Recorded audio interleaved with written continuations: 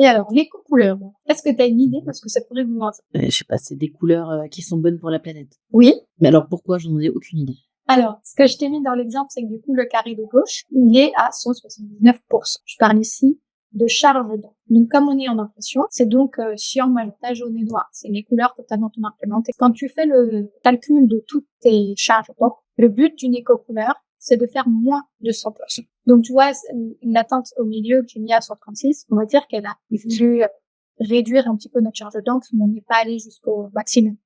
La seule éco-couleur en 3, c'est celle à 100%. Et du coup, dans l'idée, c'est vraiment de réduire la charge d'encre sur un support. Au moment du recyclage des papiers, etc., en fait, le papier, il faut le nettoyer et parfois plusieurs fois. Et donc, plus de charge d'encre, plus il faut laver, donc plus tu utilises d'eau, plus tu allumes les machines, donc en fait, plus tu codes. C'est pas le seul critère pour réduire ta charge d'encre sur un support. Je vais te l'illustrer par avec. Et on va prendre cette couleur. Donc, tu vois, là, oui, faites ça. 27 et 38, ça fait moins de 100, donc tu as une éco-couleur. Ce rose, il est éco-conçu. Ouais, OK.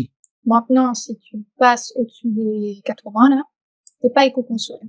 Parce que tu dépasses les 100% au total. Maintenant, si tu mets 0 de jaune, mais que tu mets 83 de magenta, tu vois, t'as une couleur qui est quand même bien vive. On n'est pas sur du pastel et t'es éco-conçu. Parce que total, t'as moins de 100. Et d'une manière générale, aussi en éco-conception, on part pas sur du noir, mais sur un noir composé seulement à 85%.